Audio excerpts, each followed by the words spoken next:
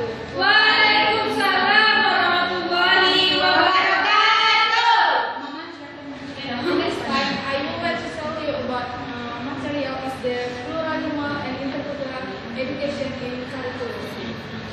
The first is what is the pluralism? Pluralism is the response to the growing needs of the professional in different countries with learners whose first language is not the same as language of instruction. And then intercultural is the promote the understanding of different people and culture. It includes the teaching and the accept and the respect the normality of diversity in all areas of life. It makes every person sensitize the learner to the nation. Do we have the natural develop in different ways? And the next is pluralism and intercultural education has two aims. The first is the facilities the acquisition of linguistic and intercultural attitude. This involves adding to the linguistic and cultural resource which make up individual repertoires using the available means efficiently as river with learners need language and context. And the second is the promote personal development so that individuals can realize their full potential. This encourages them to respect a flexible diversity of language and culture in a multilingual and multicultural society, and help to make them aware of the extent of their own competencies, develop potential. And the next is the aim of pluralism in intercultural curriculum. The first is make the teaching approach, different subject or content method terminology more consistent, and then they identify bridge between subject and past learning to ensure success coherent, and then promote awareness of possible transfer and then link knowledge and skill for the purpose of developing intercultural competence. And the next is transversal competence and curriculum coherence to make the teaching more effective. The first is increase coherence between content, method, and terminology. The various of language course on the curriculum and the particular of their method and then terminology can be made more cohesive and consistent. To language content, it is also help the learner to understand and master content strategy and text more easily. And the next is identify bridge and organizing learning path. And the first stage in improving coherence is to look at content and method in the various subject and in the language or use. And the next is highlighting the language component among the various learning process. Effectiveness can be also made easier by highlighting the language component of the comprehension and expression activities in all the subject down cognitive operation as a language and identify the location the content is describing. And the next is promoting awareness of possible transfer. Every opportunity of encourage a person to fully use knowledge and competence acquired in language there are no or no must be said, helping them understand. And the last is linking subject-specific knowledge and competence for the purpose of developing intercultural competence. Linking cultural a specific subject is knowledge and competence subject help the learner to build up a system of intercultural differences which they can mobilize in daily responsibility and effectively with later intercultural encounter.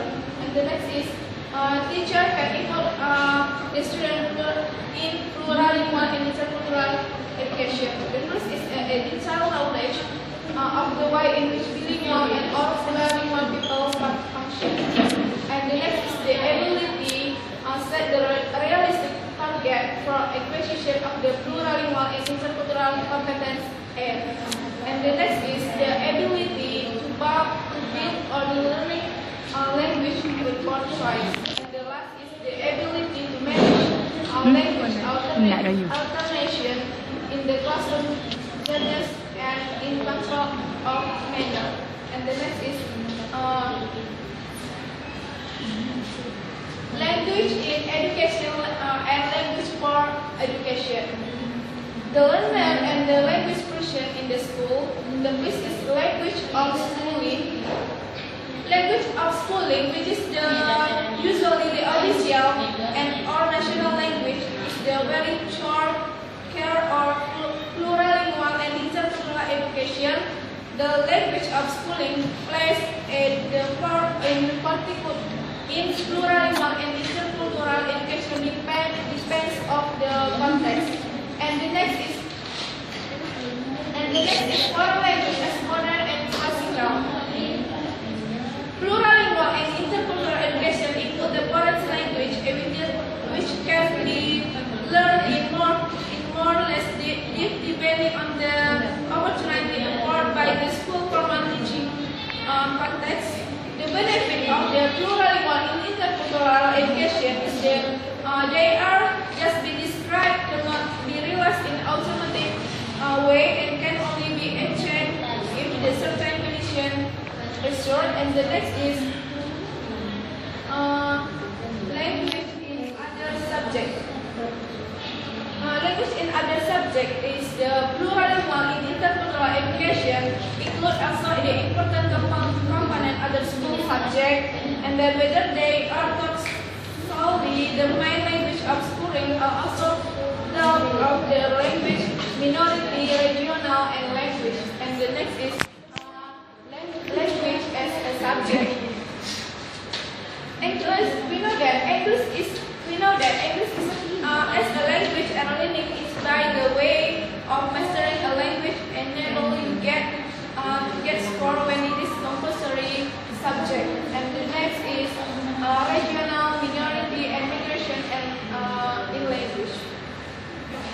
Regional or minority language is the used to refer to indigenous language traditionally used by minority group over a long period within a country. To non-territorial language or Romani and sign language. Migrant language is used to refer the mother tongue of migrant children. In which the way might have varying degrees of proficiency depending on the extent of use support to the language. And the last is the conclusion. So the plurilingual and intercultural we should be considered as a process and work in the school career of learner and in the construction of the curriculum such as a way as to contribute to the evolution educational system. Okay, I think that's all. Thanks for your attention.